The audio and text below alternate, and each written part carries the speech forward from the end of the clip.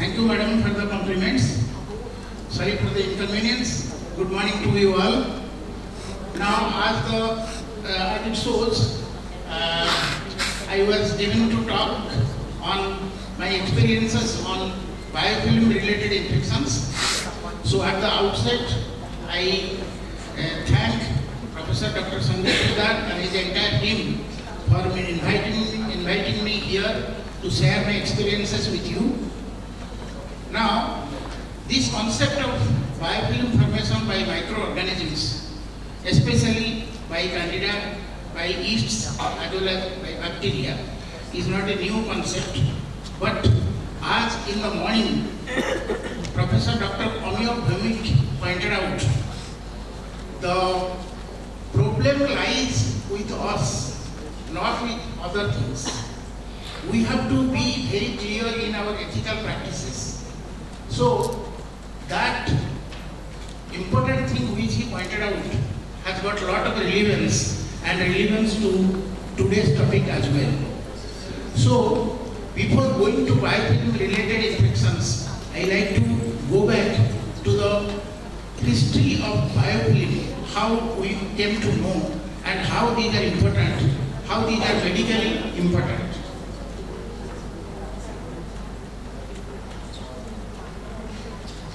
Now, if you think our world, when it evolved, when the evolution started about billions of years ago, it was not in this shape.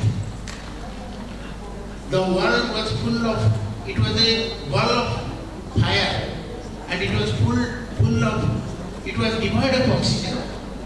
The whole atmosphere was anaerobic, and it took around 1 billion years for the earth to become cool. Then only the evolution process started. And the first organisms which evolved in this earth were probably prokaryotic organisms and probably anaerobic microorganisms, because there was no oxygen in the atmosphere. And probably these bacteria, these anaerobic bacteria along with cyanobacteria, they are very philanthropic, and we owe our lives to their contribution to this world. They were responsible for these chemical equations leading to evolution of oxygen, and the earth was filled with oxygen. And then aerobic or microaerophilic or facultatively anaerobic organisms evolved, and those organisms were the primitive inhabitants of this world. It is we who have come to their world, not that they have invaded to our world.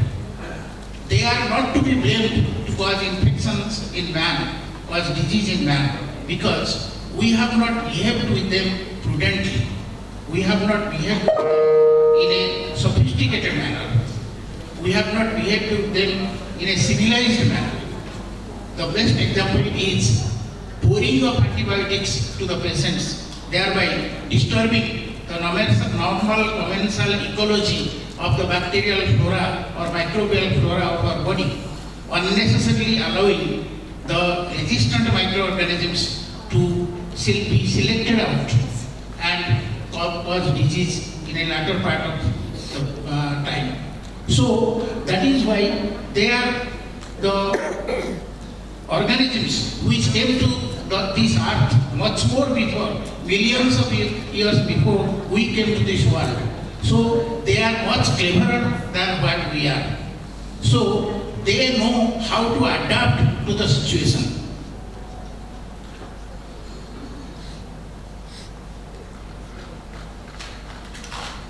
That is why the message which we get from these microorganisms is that microbes came, so you came to this world.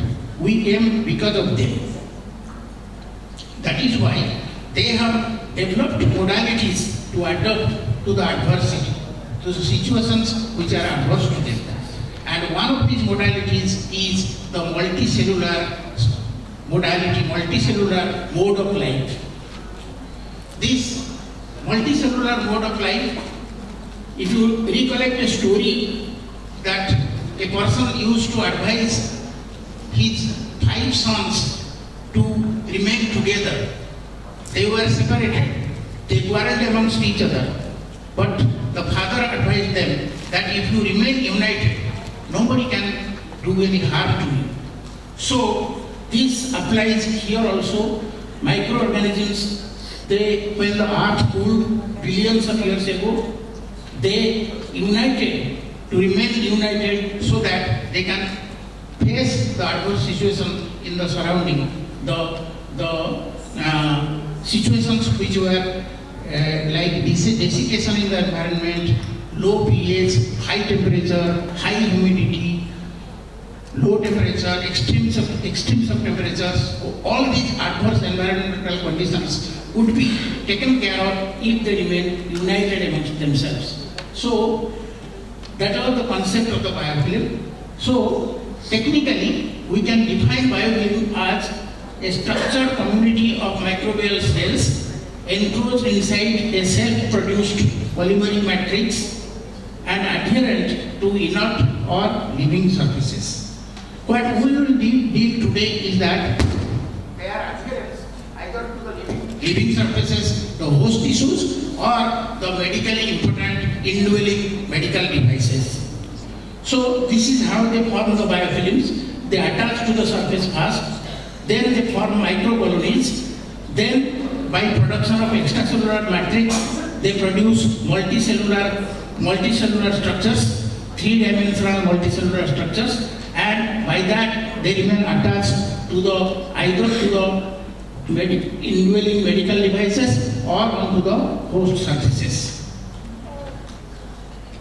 Now, this concept, as I told you, it is not new. This is the person who first invented the microscope. His name was Antony von Leeuwenhoek. He took scrapings from his dental clock and examined it under the microscope.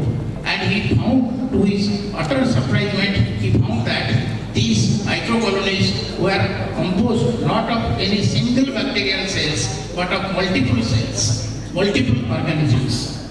So then came another era in which they proved that many bacteria, many marine bacteria, during the inter-epidemic period, during the inter-pandemic period, they remain localized to surfaces on zooplanktons, sea bacteria. Best example is Vibrio cholerae. Cholera, in between the pandemics, it remains localized in the form of biofilms on surfaces. Then came the advancement in science. By using scanning electron microscopy, we could visualize the structure of these biofilms. So, these bacteria, they are very clever, as I told you earlier. They decide that we no longer remain in the flow, we must think of going inside the biofilms. So, main important feature for which bacteria they have the tendency to form biofilms, microorganisms rather, they have the tendency to form biofilms, is by pressure of antibiotics. When they sense the pressure of antibiotics, when they sense the human immune system is adverse to them, then they have a tendency to form biofilms, whether they are bacteria or fungi. Now, this is how the biofilm looks under electron microscopy, scanning electron microscopy. This is a contact lens used by the patient, pure contact lens on which bacteria have not been allowed to form biofilm, but this is another contact lens of the same material which the patient was using, and this shows multicellular biofilms under scanning electron microscopy. So, the first step is their attachment. They should find a suitable surface for their attachment. Then, that is the conditioning of the film. Best example is our oral cavity. If you brush your teeth, you will find that lot of bacteria, lot of microorganisms will be washed out. But within minutes, the enamel of the tooth will be again washed by the saliva, and salivary protein, they form what is known as a conditioning film. Conditioning film for many microorganisms to attach there and form biofilms. Now this is the same structure showing attachment, proliferation, maturation of the biofilms. Then ultimately they will dislodge from the biofilm and go to another surface, whether it is in the body or in the environment. And we are dealing with the conditions in our body which are favorable for them. Best example is indwelling medical device like central venous catheters, ventriculoperitoneal shunts, prosthetic appliances, prosthetic joints, prosthetic cardiac valves. So these are all the medically important, and also ventilators in these days in ICU patients. So these are the medically important indwelling devices onto which they form biofilms, then they dislodge also and go and attach to another site, thereby producing chronicity of the infection. So this is programmed already in them. In many microorganisms, they produce a chemical mediator called acylhomoserine lactone. This substance not only makes them virulent and forms biofilm, but also it has got a quorum sensing capability. When the biofilm becomes mature, then no organisms are allowed to enter and form biofilms. That is the end of it. Once this is dislodged, then they form biofilm in another site. So these are genetically mediated in fungi as well as in bacteria. This is the main locus which forms the biofilm matrix, and the product of this is capsular intercellular adhesin. This adhesin helps in attachment of the organism to the surfaces, and once this is formed, this cooperates with this to form multicellular structures, and this codes for the intercellular adhesions that makes attachment between cell and cell, one cell with another. So, and this is a regulator gene which is transcribed in a divergent manner as compared to the other genes. So its transcription, it regulates the formation of this biofilm matrix. Now, you can call them that it is a city of microbes. In a city, the canteen person will reside wherever there is, the cook will reside at a place, prefer to reside at a place wherever there is canteens. And the barber will reside at a place wherever there are saloons. So this is how the people choose their dwelling places. Similarly, these microorganisms, they choose their partners. There are multiple, this is called multicellular biofilms, that one bacterial cell or one fungal cell can recognize another cell as its partner and can form multicellular biofilms. So, way back we conducted experiment whether how these biofilms related infections are recalcitrant to antimicrobial therapy. So we developed a model in which there was a polycarbonate membrane, and on this polycarbonate membrane biofilm formation was allowed to happen. After that we placed the disc diffusion method, the Whitman number 1 filter paper disc.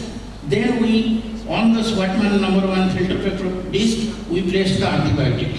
And we found whether antibiotic is diffusing and forming and whether it is affecting the biofilm formed on this polycarbonate membrane or not. So, to show this is the plain polycarbonate membrane and this is the biofilm formed on the polycarbonate membrane.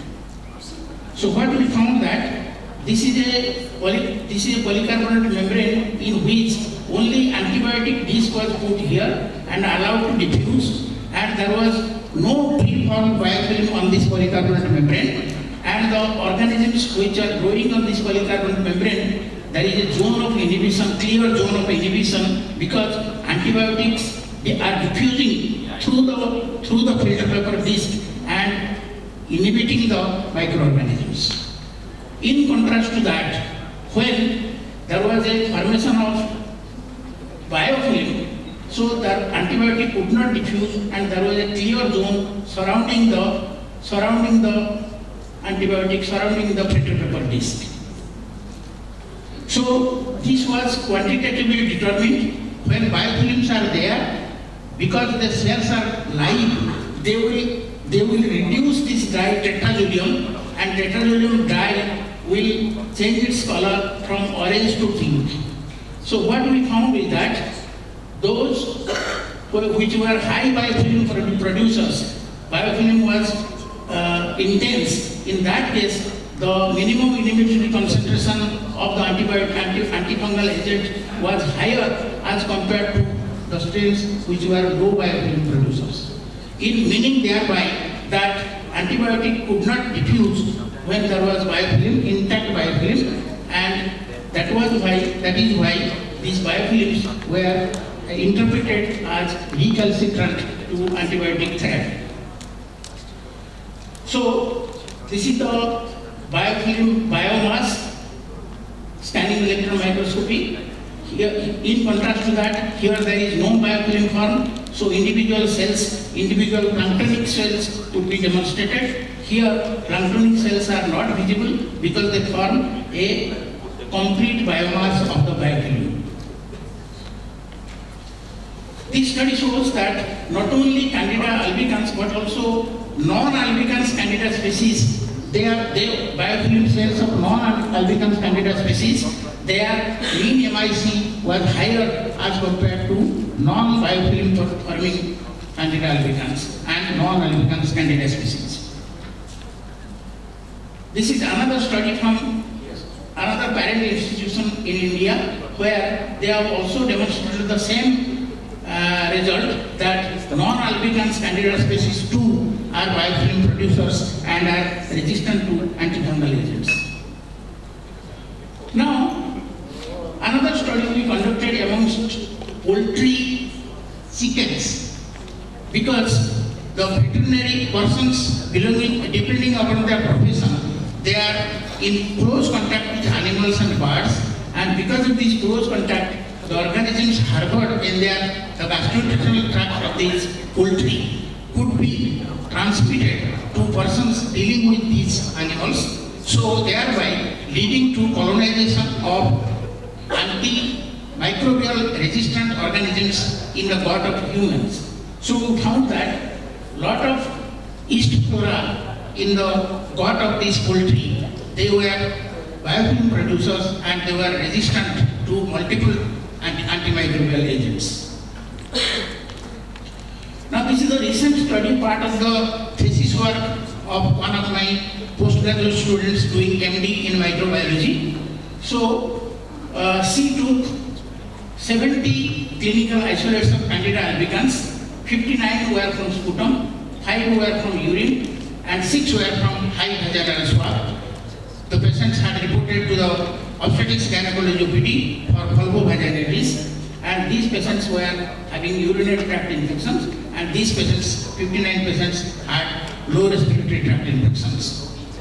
So among these isolates, all these isolates were proved to be Candida albicans by the Zorn-Tube test positivity, and production of chlamydospores in the corn meal agar. These thick-walled terminal chlamydospores in the corn meal agar. To see it better in higher magnification, these were the chlamydospores, terminal chlamydospores in corn meal agar. So on this basis, they were identified as Candida albicans, and biofilm was formed on artificial devices, and it was a single pure colony was taken, then it was incubated, then from these 200 microliter was placed in microtiter plates, then the microtiter plates were incubated at 37 degrees centigrade for 24 hours to allow the biofilm to form.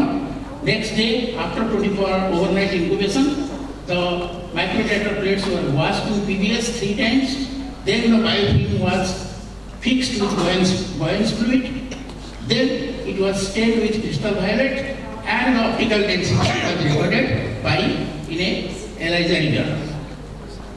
Now, these were the readings of 10 blank wells which had no biofilm in them. These were the readings of the 10 blank, and we took the mean of these 10 blanks, and by calculation we found this was x bar, x minus x bar whole square, and sum of that it became, so x bar is 0.0708. So by this we calculated the cutoff value, and cutoff value came to be 0.423. So those microreactor wells which were showing a optical density value of more than 0.423 were regarded as biofilm producers. So this is the picture of that ELISA reader, in which we can find E2, E3, E6 and so on and so forth. There were so many wells which had shown biofilm formation by Candida albicans. Then to see whether these biofilm producing Candida albicans, they are resistant to antifungal agents or not, we prepared the drug dilution. We used 64 microgram per ml of amphotericin B as well as fluconazole. So this was the drug dilution, highest drug dilution taken, and this drug concentration was gradually diluted twofold: 64, 32, 16, 8, 4 and so on. Then also inoculum was standardized. We took the yeast suspension matched with 0.5 McFarland standard, which was equivalent to 10 to the power 6 colony forming units per ml, and this was diluted to 5 into 10 to the power 3 colony forming units per ml. So equal volumes of 5 into 10 to the power 3 colony forming units per ml and 64 microgram, starting from 64 microgram till we reached 0.1 microgram per ml of drug dilution. It was incubated in the microreactor plate. And here, this was the whole process was carried out in test tubes. That is a macro broth dilution technique, which shows clearly that there is fungal growth starting from 1 microgram per ml. So minimum inhibitor concentration was 2 microgram per ml. According to the CLSI guideline, this MIC value of 2 microgram per ml, if it is shown as 2 microgram per ml, then the organism can be categorized as sensitive to fluconazole. This is another showing that minimum inhibitor concentration was 1 microgram per ml. This is the last dilution of the antifungal agent in which there is no growth, and from here onwards growth starts. So MIC is 1 microgram per ml. Here MIC is 32 microgram per ml. You can see this is the last tube in which there is no growth, henceforward there is growth of the yeasts. So this is a high MIC, so this is a resistant organism. So by this we categorize that out of 70 isolates, fluconazole resistant were 21, fluconazole sensitive were 49, and it was found that majority of the yeast cells which were biofilm producers were fluconazole resistant. And this difference was found to be statistically significant, meaning thereby that biofilm is a potential virulence factor to impart antifungal resistance to the organism. Then excuse me, we tested for another. To interrupt. You have only 5 more minutes due to the time constraint. Okay, I'll go in few slides only. Let's speak. So, this was another virulence factor of the Candida albicans, that is proteinase production. It was tested on bovine serum albumin plates, where serum albumin proteolysis was observed, and this was seen like this. This was the bovine serum albumin plate, and this disc was impregnated with Candida albicans organisms, and it breaks down the protein, and there is a zone of clearing surrounding the disc, suggesting that it is proteinase positive. So this proteinase positivity, this plate could be stained with amido black to see it clearly this zone of proteolysis. So it was also seen that biofilm positive organisms, majority of the biofilm producing organisms were proteinase positive as compared to biofilm negative organisms. So, how this thing happens? If the organism has formed the biofilms, once you administer antibiotics, majority of the antibiotics will be exhausted by killing the planktoning cells.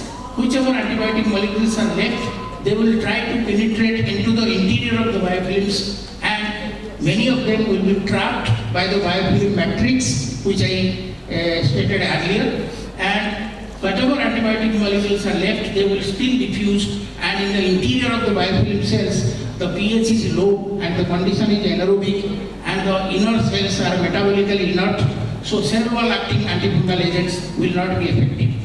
So that is how they are recalcitrant with these antibiotics, and once most of the planktonic cells are killed, so there is little improvement in the signs and symptoms. So the clinician treating the patient will omit the antifungal agent, and the organism can sense it, can again form biofilms, leading to chronicity of the infection. Okay, so this is a very interesting sentence. They are small minute organisms. They form channels. They form three-dimensional structures. The channels will be bringing oxygen and nutrients and removing waste, which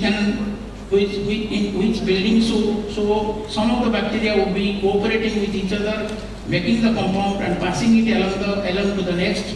It is at least a complicated tissue and possibly a city-like structure. So these few more slides, 5 or 6 more slides are there, madam. So can this biofilm called an unwanted house guest? Yes. This is a house guest, but house guests all the time they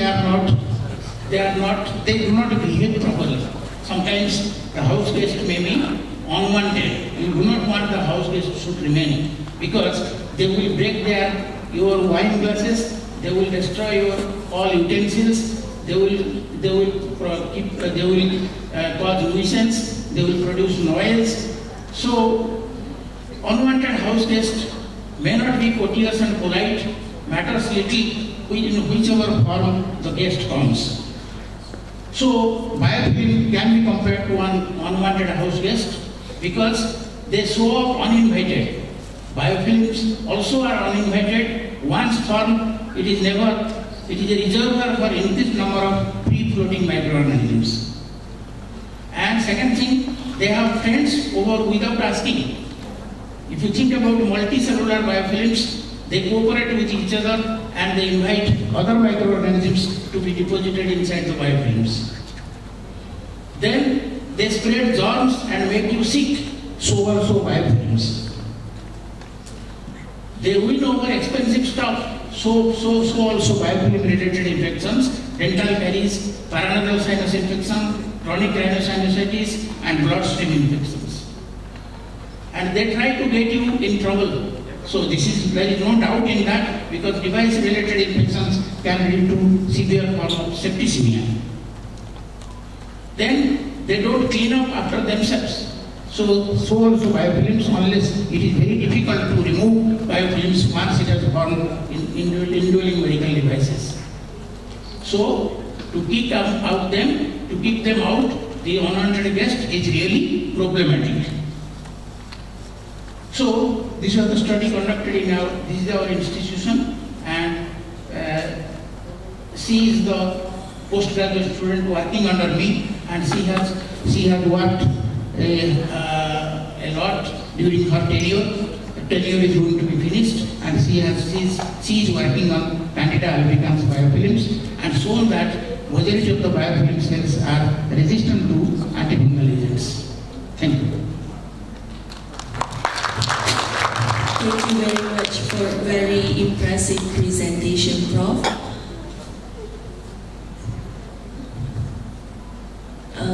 We shall further our discussion during lunchtime. Thank you. I suppose there's no question. If you have any question, you can discuss with Prof. Niranjan during lunch hour. Thank you, Prof.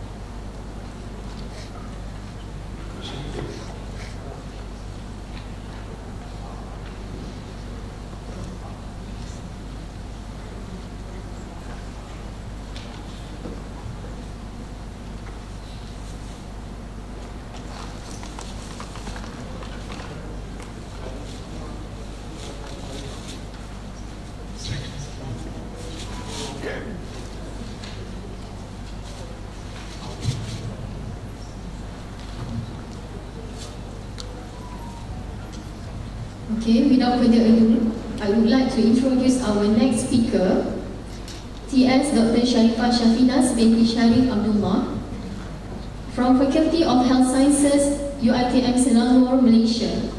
She has over 22 years of experience as a registered nurse and 16 years as a nursing educator. She holds a Master of Nursing Sciences from the University of Malaya and recently completed her PhD, and her passion lies in intervention studies, with her work published in index journals and receiving accolades such as the 3rd Best Paper Award from the Singapore Medical Journal in 2016 and 9th place in the Best Paper Award from the Environmental Behavioral Journal in 2022. Dr. Sharifah Shafinas specializes in evaluating and improving patient health and well-being. She is dedicated to nursing research as a means to drive positive change in the healthcare system and the nursing profession.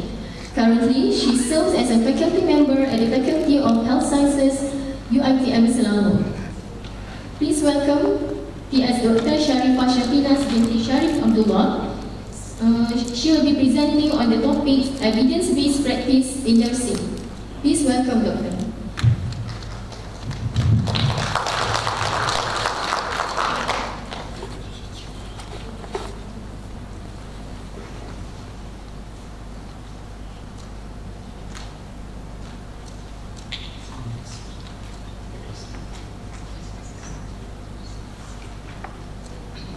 Okay, thank you to our chair lady. Okay, good afternoon to everyone. Okay, my name is Sharifah. I'm from Center for Nursing Study, UiTM Puchalo campus. Okay, thank you to Lincoln University for inviting me to be one of the keynote speakers for today's session. Okay, so today I'm here to talk about the evidence-based practice in nursing. Okay, so what do you understand by the evidence-based practice? Okay, so the evidence-based practice is all the treatment, procedure or therapy that we give to the patient must be from the evidence-based. Okay?